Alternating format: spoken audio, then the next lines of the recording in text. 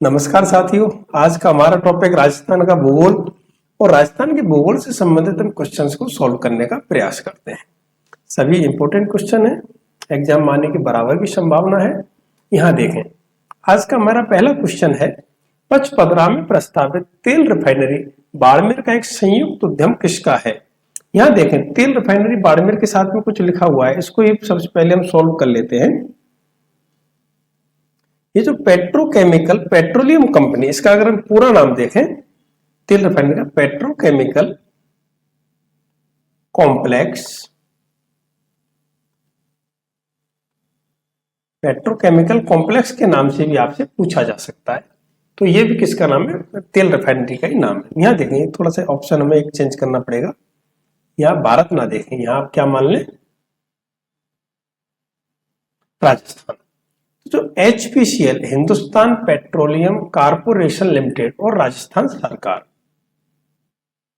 HPCL व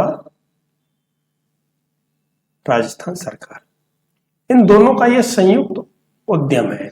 यहां देखें, HPCL की जो हिस्सेदारी है वह है इसमें आपके 74% की हिस्सेदारी इसमें कौन रखता है? अपना HPCL कंपनी रखती है।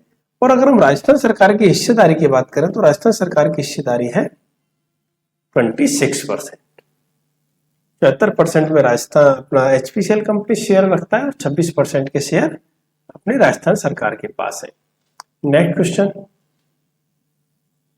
निम्न में से कौन सी राजस्थान में विंध्य पर्वतमाला का विस्तार है? आपको पता है होगा, विंध्य पर्वतमाला कहां की पर्वत श्रेणी है? प्रमुख रूप से MP की। अगर हमारा राजस्थान का मैप देखें, ये राजस्थान का मैप है, ये पूर्वी हिस्सा और ये MP ने कवर किया हुआ है। राजस्थान से सर्वाधिक सीमा लगाने वाला राज्य कौन सा है? MP। कितने किलोमीटर? 1600 किलोमीटर की। तो इस क्षेत्र में जो राजस्थान का संभाग है वह कौन सा संभाग है? कोटा संभाग। उसको हम और किस नाम से जानते हैं? हाड़ौती के नाम से जानते हैं। तो यहाँ ये मुकुंदरा हिल्स की पहाड़ियां विस्तृत हैं और ये किस पर्वतमाला का हिस्सा है? आपके विंध्य पर्वतमाला का हिस्सा है। थोड़ा मुकुंदरा के बारे में भी जान लीजिए। राजस्थान में जैसे पहली एक बाघ परियोजना थी रणथंभौर, दूसरी बाघ परियोजना सरिस्का। तो हमारे राजस्थान राज्य की तीसरी बाघ परियोजना कौन सी है? मुकुंदरा हिल्स, राजस्थान की तीसरी बाघ परियोजना। और दूसरा एक और इंपॉर्टेंट क्वेश्चन यहां से बनता है, ये जो विंध्य पर्वतमाला है ये राजस्थान की अरावली पर्वतमाला से किस स्थान पर मिलती है? तो फ्रेंड्स, उस स्थान का नाम है चंपानेर। चंपानेर में विंध्याचल पर्वतमाला किससे मिल जाती है? अरावली पर्वतमाला से मिल जाती है। अगला क्वेश्चन, राजस्थान में मरुस्थल का प्रयाण, मरुस्थल का प्रयाण, अगर ये क्वेश्चंस को हम आसान कर दें तो ये इसको सॉल्व करना आपको एकदम से पकड़ लेंगे कि ये तुम्हारा पढ़ा हुआ है। यहां दिक्कत दे रहा है प्रयाण शब्द। आपने एक शब्द पढ़ा होगा, रेगिस्तान का मार्च। यहां मैं आपको बता दूं, रेगिस्तान का मार्च क्या होता है? मार्च का जो शाब्दिक अर्थ है वो होता है आगे बढ़ना। तो रेगिस्तान का आगे बढ़ना ही क्या कहलाता है? मार्च कहलाता है, रेगिस्तान का मार्च। इस मार्च शब्द का जो अन्य हिंदी अर्थ है वो बनता है प्रयाण। तो अब आपको कंफ्यूज नहीं होना है, मरुस्थल का प्रयाण का तात्पर्य भी क्या हो जाएगा? मरुस्थल का विस्तार। यहां हमसे क्वेश्चन एक और बनेगा, मान लीजिए पश्चिमी राजस्थान से पूर्वी राजस्थान की तरफ मरुस्थल का विस्तार होता है, तो उसके किस जिले से होने की संभावना सर्वाधिक है? तो वह हमारा जिला है अजमेर। कारण क्या है? अजमेर से ही मरुस्थलीकरण के सर्वाधिक होने की संभावना क्यों है? क्योंकि यहां पर जो अरावली पर्वतमाला है वो है, उसमें गैप है एक, उस गैप के अंदर से मरुस्थल हमारे कहा पश्चिमी राजस्थान से पूर्वी राजस्थान की तरफ बढ़ सकता है। और इसमें से क्या इंपॉर्टेंट क्वेश्चन हम निकाल सकते हैं? अजमेर होगा। मरुस्थल का कारण क्या है? मरुस्थलीकरण का कारण क्या है? ये तो जैसे मानवीय कार्यकलाप हो गए, पशुचारण हो गया, पेड़ पौधों को काट देना हो गया, दूसरा ग्लोबल वार्मिंग हो गया। इस प्रकार से ये कुछ कारण बनेंगे जिनकी वजह से रेगिस्तान का मार्च बढ़ रहा है। नेक्स्ट क्वेश्चन, राजस्थान के पश्चिमी मरुस्थलीय भाग की चट्टानें किस भूगर्भिक काल की है? भूगर्भिक काल, यहां आपका आंसर हो जाएगा जुरासिक एवं इयोशिन युग काल की। जुरासिक एवं इयोशिन युग काल की कौन सी? पश्चिमी मरुस्थलीय भाग की चट्टान है।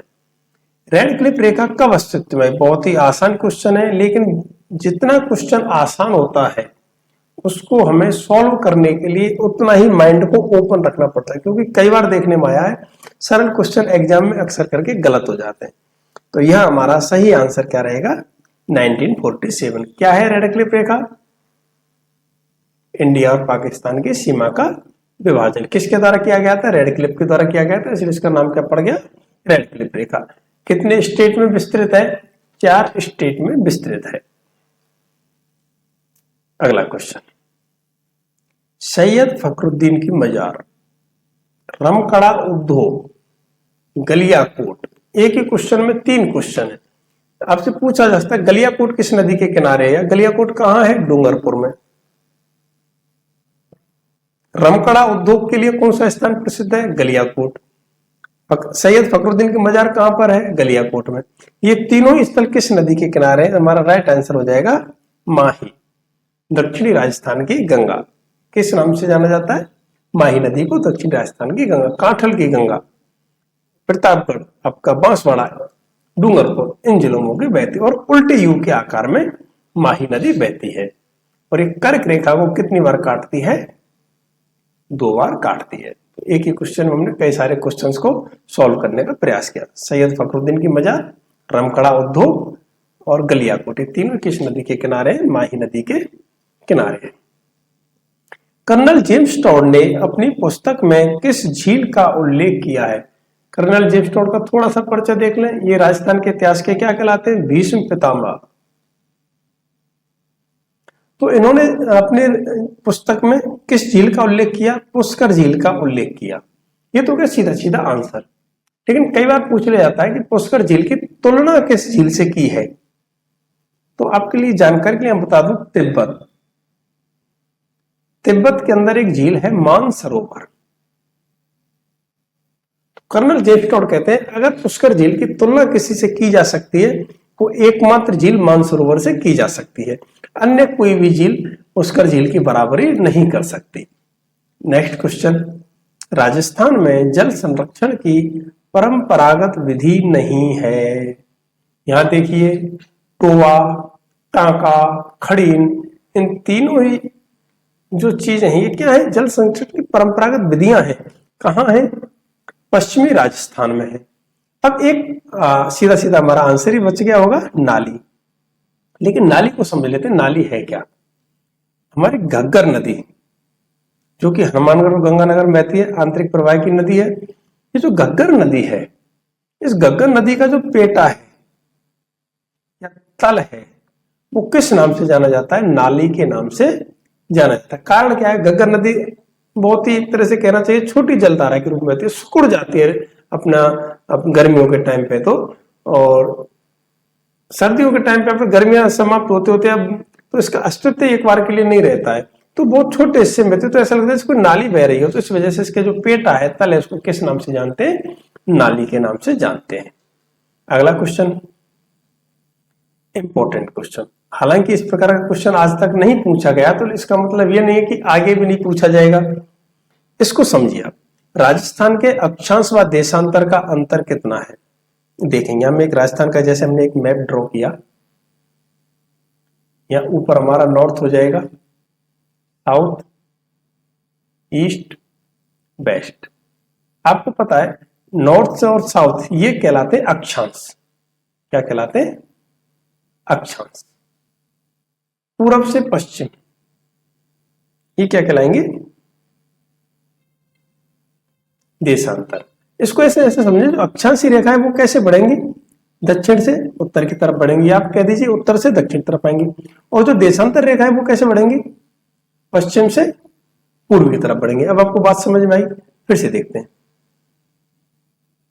तो ये जो नॉर्थ से और साउथ की दूरी है, ये दूरी है 869 किलोमीटर, और ईस्ट से वेस्ट की जो दूरी है ये दूरी है 826 किलोमीटर।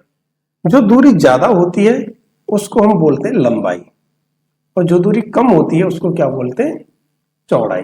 तो उत्तर से दक्षिण और पूर्व से पश्चिम की दूरी में कितना अंतर हो गया? 869 में से अगर हम 826 को माइनस कर देंगे, कितना निकल के आएगा? 43 किलोमीटर।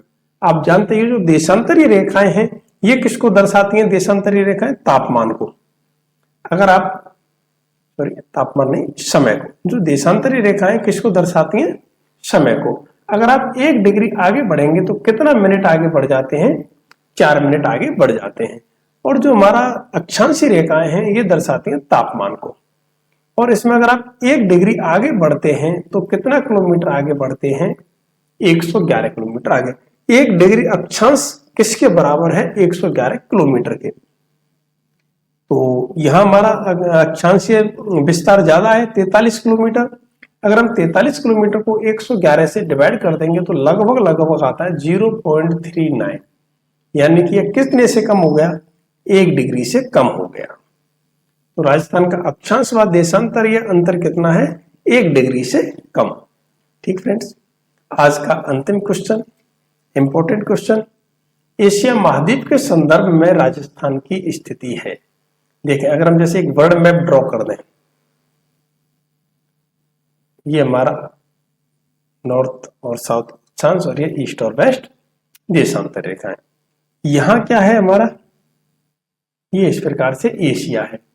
एशिया के अंतर है, ये क्या है? भारत है।